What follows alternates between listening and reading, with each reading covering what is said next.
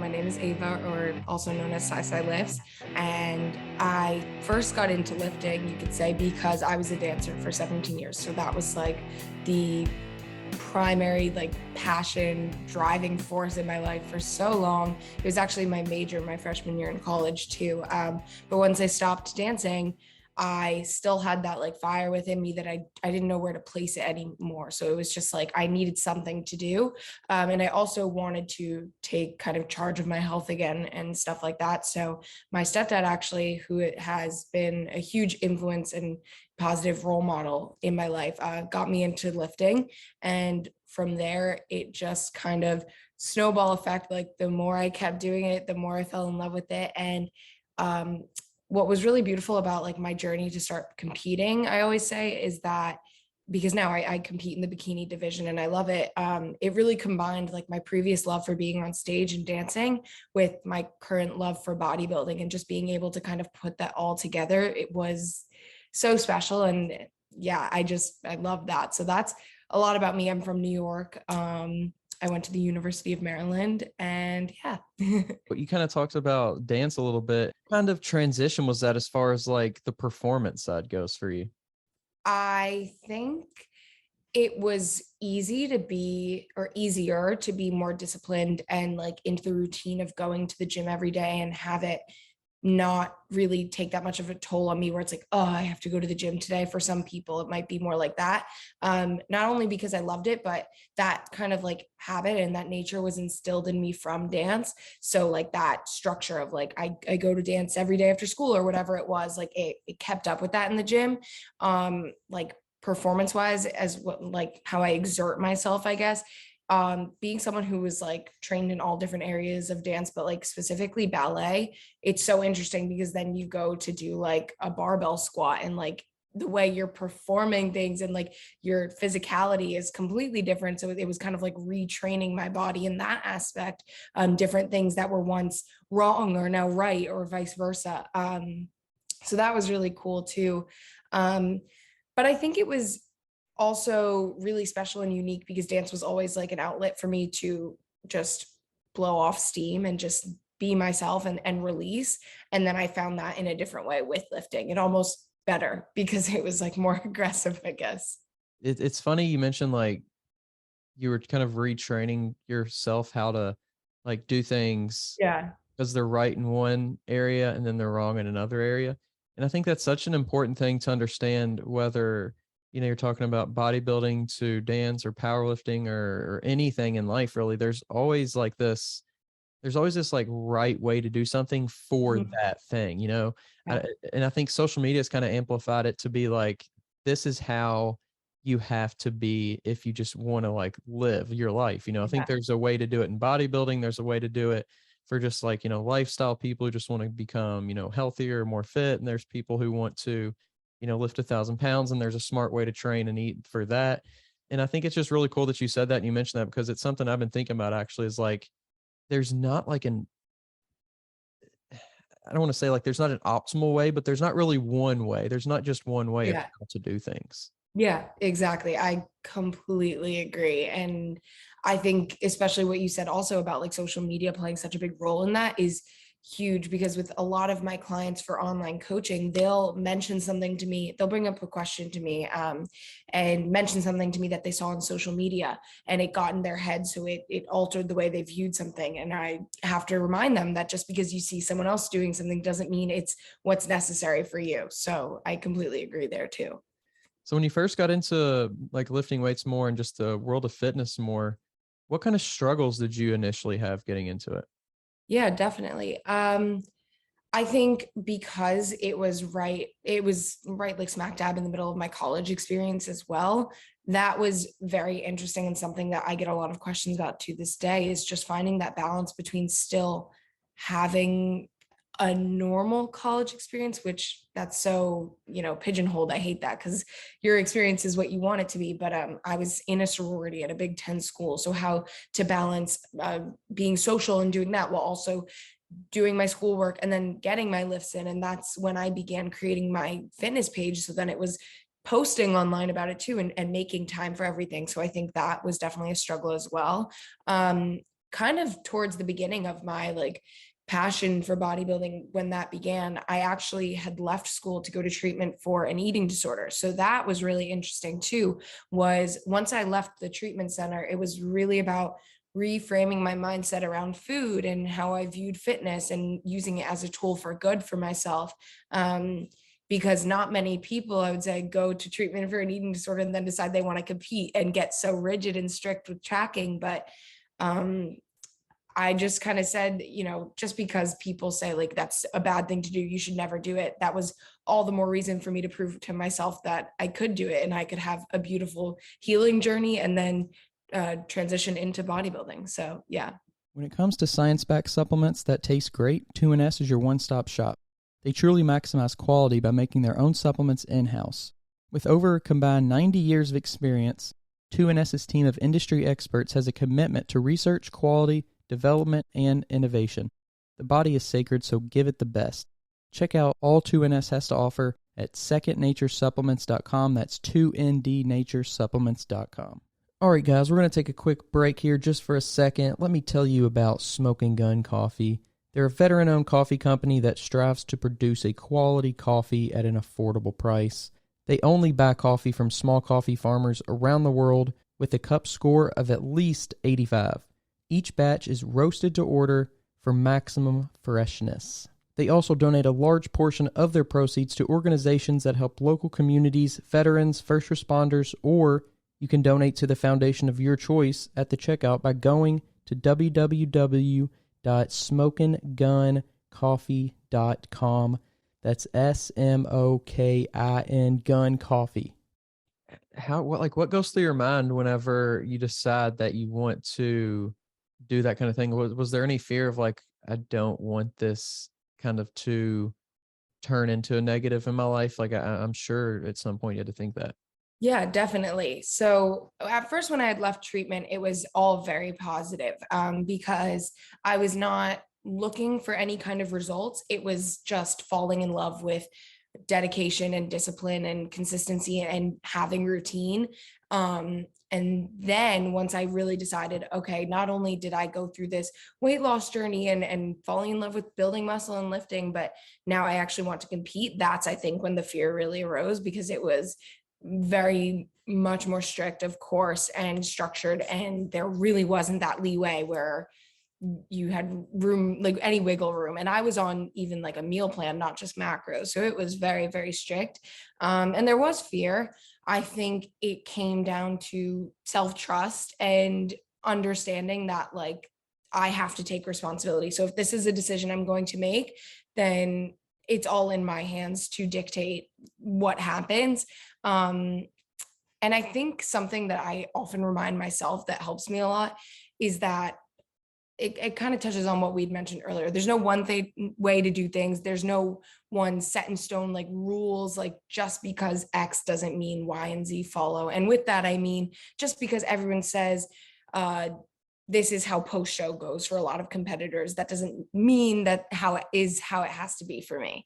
So just reminding myself that like I'm the author of my own story and I get to dictate what happens to me. I think that gave me a lot of peace of mind rather than allowing other people's thoughts and opinions to get in my head. Before you decided to compete though, did you talk to anybody in that community, whether it be the bodybuilding community or the community that, helped you recover? Like, did you talk to anyone from either one of those about like, hey, what's the best way for me to go about this?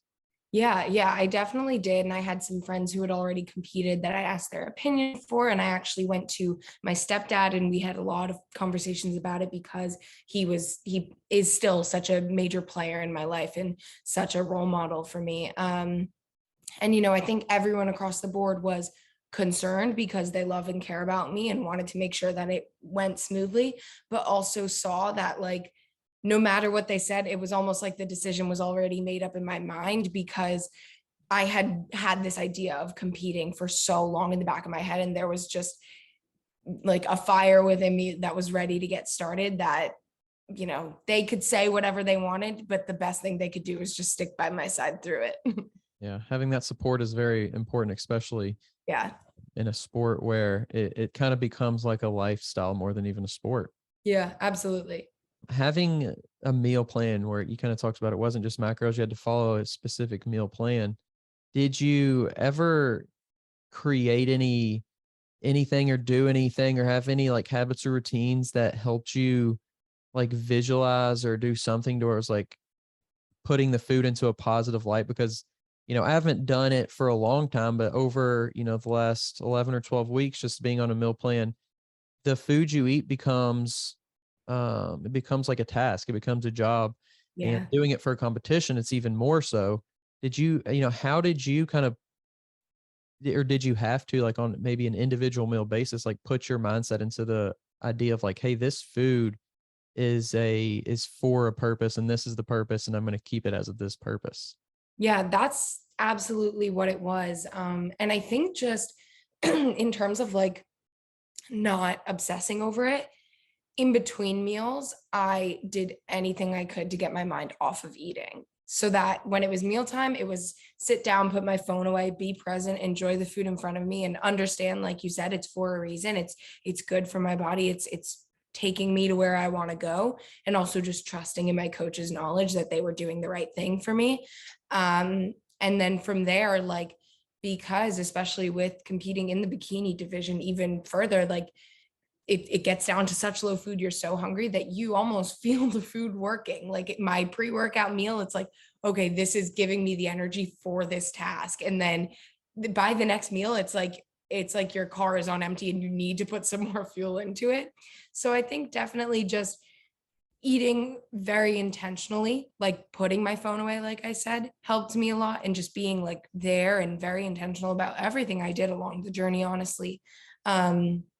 But then also not letting myself obsess over food too much because I was eating the same things every day. So something that I actually would love to mention that was like a mistake I made looking back, that the second go around I will not do, is I fell into the trap that I think a lot of people do of like looking at food accounts on my Explore page at night and like obsessing over what I wanted to have post show, which I think culminated into a big reason why I have struggled post show, because I lost sight of the fact that it's not about the post show eats and everything that looks so yummy, because I was looking at foods that I don't even actually enjoy. It was just my brain tricking me. Yeah. And I think it's funny how, whether it's like just looking at something or even like having a dream about something, the way that our brain will just like, if we aren't giving it to ourselves in a real way, it'll somehow like create the Yeah. realist experience that we can Yeah. get with that certain thing that we want. Absolutely. I had a dream, like multiple recurring dreams, that I would like cheat on my meal plan and wake up like in sweats, like freaking out. Like I obviously didn't do it, but it was so real in my dream because it was such a big fear of mine. I don't know if it's like quite to the addiction stage, but for a lot of people, it is to that like stage of where Yeah. food becomes an addiction of pleasure. Absolutely. Absolutely. Because I think also like when you are on a prep and your food gets so low, it does spike that dopamine in your brain when you are almost like allowed or receiving food as like a reward, which is absolutely another mindset that I'm still working on getting myself out of. 5 months post show is just the idea like food is not a reward. You don't need to go do your 60 minutes of fasted cardio every day as a normal human being to earn that food. It takes time to unlearn those patterns, but I think a huge thing that, spans over everything we've even talked about thus far is that your mind is very powerful and you can train it to work the way you want it to rather than working against you. This episode is brought to you by Move Your Body Apparel, a Lexington-based, community-ran premium activewear brand that promotes the importance of daily movement. For the rest of the year, MYB is donating a percentage of every order to the Special Olympics of Kentucky. Save 20% off your first order with the link below or use code TWR20 online at mybapparel.com. This podcast is sponsored by Smoking Gun Coffee, a veteran-owned coffee company that strives to give back to those in need. Don't forget to use code TWR10 for a 10% discount at checkout. Ready to take your supplements to the next level? 2NS is here to help. 2NS strives to help you attain the highest degree of health and performance. Combining cutting-edge science and the best from nature, 2NS gives fitness enthusiasts and athletes the fuel they need. Check them out at secondnaturesupplements.com. That's 2ndnaturesupplements.com. Yeah. And the crazy thing is everybody's mind works differently. And it's like something that motivates somebody. And even if it's like your coach and they're telling you like, hey, do this and kind of have this idea or this routine, like that might not work for you. And I think it's interesting how like we're all so similar, but we're also like that small percentage that makes us different, makes us vastly different. Yeah, 100%. So whenever you started making content, what really pushed you into wanting to make that fitness account and start documenting stuff? Yeah, so I started it all on Instagram. I had Sci Lifts, and it was really just after the 60-pound weight loss journey I had gone through when I was getting into bodybuilding post eating disorder treatment. Excuse me. It just, like I said, that snowball effect where I was taking all of these progress pictures and getting new supplements that I enjoyed in my days had so much fitness packed into them that I was going to like explode with it. I needed somewhere to share it and talk to people about it. And I wanted to make more friends who were into that because I was at school and there weren't that many people, even girls really, who were doing what I was doing. So I, on my personal Instagram, had been following some fitness creators prior to creating my own account. And I just loved what they were doing. I was like, it's my turn. Like, I never had that fear, like, oh, what if I don't gain followers, this, that, because it didn't matter. It wasn't about that. It was just, I got to have like a digital diary for all of this, really. And that's what it started off as. So I remember my first post was like about me. And then just like my second one might've been like 5 healthy habits that are helping me. And it was like, exactly what I said, like a digital diary, which was so awesome. And I think to this day that has followed with me is like my love for just like using my stories specifically as like a diary almost for my day. And I love posting so much to this day because, you know, I just 2 days ago, I think hit like 40,000 followers on Instagram, and that was awesome. But it more so to me is just like more friends, more people who I can randomly talk to about the gym or something. Cause like I'll go in and DM my followers and talk to them, like, cause I'm just a human being. But yeah, like from the start, it was really just, I love fitness. I want more fitness in my life. I want more bodybuilding in my life. And that was a great place to start. Yeah. And I think the idea of a digital diary is so cool. I just think about like people back in the day, you know, pick your favorite person from the 1600s or 1200s or whatever era, you know, how cool it would be to have like a video diary of somebody from then. And like, even though we might have like works of art or literature, just the person's voice and, you know, seeing them talking and hearing it would be just so much more powerful. Absolutely. I completely agree. And I think that's now my primary goal is always just like, is what I'm posting now, because I have gained this following, something that will add value or positive light to someone's life. Because if I'm not adding value, then, you know, it is just a digital diary, like I said, but I'm hoping that someone can take something from whatever I post and spin it into something that helps them. As far as like the content creation and for people who don't create content, they might not understand it. For people who do, they definitely can understand this question. But like, is there any pressure on you to create it? Or is there any pressure for you to like do a certain schedule of releases or any certain thing that you feel like, even though you might love it, there's kind of a pressure to it? 1,000,000% yes. Like even just being someone who has an Alpha Land membership and goes to the gym there, that exaggerates it even further because everyone around you is like, you know, fighting their way to the top doing the same. There's absolutely pressure to post all the time, whatever you're doing. And with all of this talk of, okay, reels are the best way to grow your following and you need this amount of engagement, and oh, you should hide your likes because it's embarrassing if you don't have X amount of likes with that amount of followers. Now there's all of this chatter, and to me it's like I have my Instagram notifications off. Like I don't want to know it. I just want to post when I want to post, add value to someone's life, do a little scroll and check on my friends, and then be done. Like I get consumed by it, and I can't take it, honestly. Like think it's really cool that people like to analyze things online and stuff, but I even have to remind myself and the friends around me, like, it's just an app. And what if one day it goes away and we'll never have it again?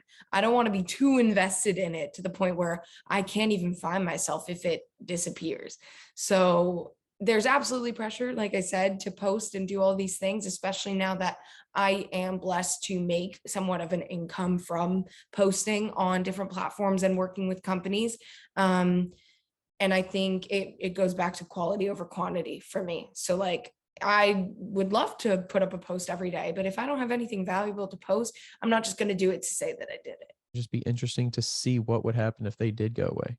Yeah, very interesting. Especially I graduated with a bachelor's in marketing. So that's like, I understand like how it's used as a tool in that way too. So I always think about it like, would this person really love their greens product and make it look all cute and drink it like that if they weren't putting it on their story? Or would that person, really do that in the gym or whatever if they weren't going to post it and do these funny things like for a video? So that's super, super interesting to me. Yeah. And I think like you're mentioning it without saying it, but the authenticity, is something that becomes more and more exposed, I think, as Yeah. people become bigger, like getting Mhm. to see people at Alphaland or getting to see people at a bodybuilding show. You see them and you know who they are. Therefore, you can see what they're doing outside of just the app. Yeah. Does it feel like to you that there's any, and certainly it would be, comparing it to like a movie star maybe isn't the best comparison, but like, and is there any similarity to you from like making content and being so, present online on Instagram, things like that, and doing certain things? Is there any pressure to you when somebody maybe comes up to you that recognizes you that you don't know to be any certain way? Yes, definitely. Again, yes.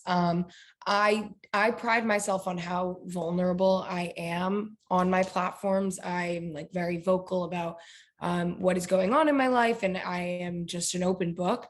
But it's funny also to see what people expect of me versus what I am in person, because I am always myself, but I think maybe like bubbly, excited, happy Ava comes out on my stories often. And people sometimes like don't expect me to be as intelligent as I am sometimes, because like maybe I don't show that part of me on there, or maybe I'm super jumpy and energetic on my stories, but then one day I'm just like a little tired and I'm just chill, and someone meets me and they don't expect me to be like that. So it's definitely, it's interesting being perceived in any way 24/7. Like someone always has the access to perceive me because there's so much of me online. So, comparing their perception to what I truly am is interesting. But then you could also go to say, we're all different every single day. We're constantly changing. So I think that's something that a lot of people on the viewing end, and I mean, of course, I'm even on the viewing end, we all are.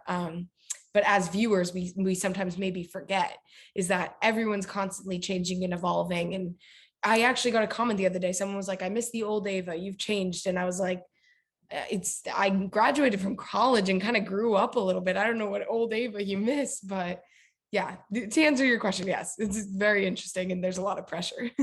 I think it just becomes human nature almost to put yourself out there in a favorable light and in a light where people, expect a certain thing out of you in some. Yeah. Yeah, definitely. I was listening to a podcast actually recently that was discussing the new app Be Real, and everyone's trying to be real, but if you're capturing yourself being real, is that really real? Like it's a mind-boggling thing, but it's exactly what you said. Like, is it staged, or is it, how do you know what's real and what's not? This episode is brought to you by Move Your Body Apparel, a Lexington-based, community-ran premium activewear brand that promotes the importance of daily movement. For the rest of the year, MYB is donating a percentage of every order to the Special Olympics of Kentucky. Save 20% off your first order with the link below or use code TWR20. Online at mybapparel.com. Does it ever feel like to you that you've given up a lot of your privacy as far as obviously for the stuff you put online, but then even sometimes I feel like it can get to a point where you want to have like a personal experience, and sometimes you feel like you can't? Yes. it gets to a point where I might mention something once and then I'll drop a question box or something, or I'll get DMs asking about something and maybe I don't want to talk about it anymore, or maybe it's something I'm struggling with, or I'm not ready to talk about it. And I have, of course, zero obligation to, there's no rules, but it's almost like suddenly we feel like we have to do these things, not only, you know, keep up with expectations of people because you once showed something, now they expect to always have that access to you, but also keeping tabs on yourself and making sure that like you don't owe anyone anything. I think that that's the main thing that I was kind of tapping into. Yeah. Do you do most of the stuff behind the scenes as well? Yeah, so I think it'll be different for everyone. For me, absolutely. So like with YouTube, I film, I edit, I do all of that. With creating content for brands, maybe I'll get my boyfriend or someone to take the pictures of me if I don't have my like little remote and my tripod, but otherwise it's me doing all of it. I have someone who was actually a fan who reached out and wanted to create some graphic designs for me, because that's her major in school, and she wanted to design a YouTube banner for me, and I was honored, I was flattered. So she did that for me, and she's helping me now create like a little recipe ebook that I've teased on my page, because I know her and I know she's good at that now. But besides like those little kind of things that maybe I'll hire out and do, everything is all done by me. Gotcha. And how do you, creatively, I think it's something that people don't think about. It's like, oh, they see the post and they think, oh, they just took the picture and they posted it. But it takes time to really think about like, and even past just a picture, but like a video or something that, you're really doing that takes some more thought to it. Are you somebody how do you like kind of manage that creativity and those ideas? Yeah, so I think I'm an interesting person to ask because I don't put as much effort into the creative aspect. I think my bread and butter, my secret sauce, what makes me unique and special is that I love to talk and be so real, and I'm just going to give it to you. So even like the other day, for example, I made a TikTok of myself making my coffee that I make every day because my followers want to know what I put in my coffee, because they want to know what creamer I'm using, what sweetener, like they want to know everything. So I set up the camera and I open my fridge and I grab my cold brew and I'm like, listen, I'm not going to make this a cute, pretty aesthetic video because that's not who I am. I'm going to sit here and make my coffee and tell you what I'm doing because I don't have the time, the energy, the effort to make this look good. But that's kind of what my followers love about me, is that maybe it's not like the perfectly beautiful, all white kitchen with the pretty pour and the nice music. I don't want to do that. I love and admire the people who do that. But for me, it's just being Ava is my niche, I guess. And it was funny because like I grabbed the cold brew from the fridge and the whole shelf like fell and it fell on the floor, and I have it all on video. And that's what made the video great. I'm still getting comments on it now because it was funny. So I think my creativity in whatever I post more so stems from my authentic like personality. That's kind of my thing, I guess. So even like I might not make the most beautiful reel of a swipe of a workout that I'm going to post because my followers like to see those. But maybe I'll do a swipe workout and the last picture is like a funny selfie of me in the gym. Like just any way that I can make something more unique to me. That's more my creative way, I guess. Yeah. And I think the more you do it, especially when it pertains to posting online and you meet new people and connect, you can offer them like what you are, your strong suits and vice versa. So for example, even with my boyfriend, like I really take pride in my ability to talk to a camera and stuff like that. So I've been helping him like get more comfortable doing that. And he is incredible at editing like videos on his phone and making them like really cool edits and stuff for reels. And so he kind of taught me how he does that. So we added value to each other in those ways as well. So just connecting people with similar passions, then you can kind of give and take and learn more along the way. Yeah. And I think something to take away that I've learned or just kind of really thought about more the last week, I'd say, for whatever reason, is like having your own style too. Like you don't have to, just because the rest of the industry's has this certain, doing this certain shot or using this certain music or whatever, you do your own thing. Like if you like something, do it like that. I'm the worst when it comes to like understanding what's like trending or what's popular or what looks good. I have no eye for that. Luckily I have somebody that helps me with that, but sometimes I'm just like, screw it. I'm going to post this because I want to, it doesn't have to be the most, photogenic or whatever picture ever. Yeah.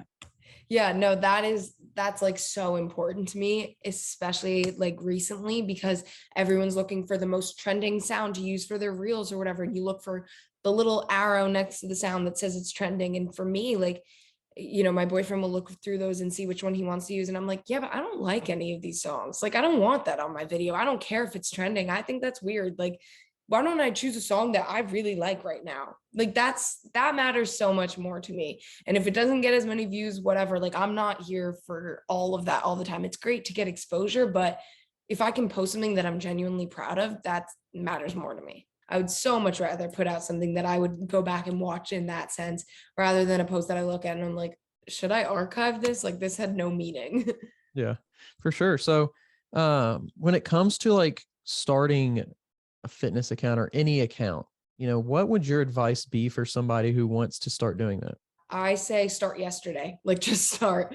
Like, seriously, I've had even my own clients start their own pages and they were asking me for advice, or I mean, every other day I've got DMs asking me, what do I do? How do I start? It's like, I don't, there's no rule book. I don't have it. Like, when I started, it was, all right, Instagram, create new account, like, made my username, and I just posted whatever I wanted. And of course, like, don't copy people, but you can look at other pages that you admire and see what you like and how they're doing that, and kind of turn that and twist that into your own thing. Like, I probably did that too, just kind of to get a sense of, what is it that made me want to start a fitness account? What did I like from other accounts that I want to transpire over to my page? But yeah, I mean, that would be my advice, and just go for it. You'll learn along the way. You'll figure everything out. Like, even with YouTube, when I was creating thumbnails and I was like, what am I doing? I was like, use Google as your friend. You can ask questions to people in your circle if they have answers for you, and you'll figure it out. But you don't have to be so worried about doing it right, because there's no way to do it right. Like I keep saying, there's no rules. So if you're doing it, then you're doing it right. Right. And just not taking it too seriously or anything, because I definitely do that a lot. And then I remind myself, I always say this even to my followers, I'm like, we're all just little ants on a floating rock, and like, it's going to be okay. Yeah. And I think something that personally helped me combat that mindset and a lot of things is like, it's only really hard if I tell myself it's really hard. But if I tell myself that this is cool and this is fun and I'm enjoying this and I'm getting somewhere, then I will be getting somewhere. It literally comes back to your mindset, which is something over the years that I have gotten better and better at, and I'm still working on every day. Is just like, I literally have the power to decide how everything is in my life. It's just how I view it. So if I view my engagement as really bad today, then it's going to be really bad. But if I say, well, this is pretty good, and even if it's not as good as it was yesterday or whatever, like, I'm so grateful to have X, Y, and Z engagement, like, then it will be. So yeah. Yeah. It's easy to see like to look at a post and see X amount of likes and think those are just like words, but really Yeah. that one or that two or that 10,000 are actually people, Yeah. So if you look Yeah. at it like that, I think it's a lot easier to appreciate the people are caring. Yeah. And I think that's why I definitely make an effort to like interact with my followers too. Like, I had a follower DM me today. She sent me a video because she hit 135 on bench and she wanted me to see it. Like, that is so special to me that like, I was going to say I've never met this girl, but she saw me in person and ran up to me, and it was the coolest thing, because like, I got to hug her and thank her for supporting me. But just knowing that like someone thinks of me randomly, like, they're like, I want Ava to see this, that means a lot to me. So I think reminding myself, it's not just words on a screen, it's not just numbers, there's people behind that makes it even more worthwhile. Yeah. So when it comes to the future of fitness and the future of the content you're making, do you have a plan? Do you have like this is what I want to do? Or is it just kind of like take it as it comes kind of deal? I think in terms of social media, it's definitely take it as it comes, because I do have my coaching business, and like, I do have other aspirations with my marketing degree and like real life things I want to do. I don't foresee myself stopping social media anytime soon. But I honestly don't want it to be too much of a priority for me. Like I want real life to come first and then documenting that comes second. So, I want to continue to pursue bodybuilding. And if I document that, awesome. Like I have content for social media, but it's primarily because I love bodybuilding. Or if I decide to, do anything else, like do it for me first and then social media can see it. I think that's super important to me no matter where I go with social media, is to understand that like I'm living my life first and then social media can see it second. Does it ever feel like you have to like have different experiences for social media, or do you just feel like it happened, like life is happening, so you're documenting it?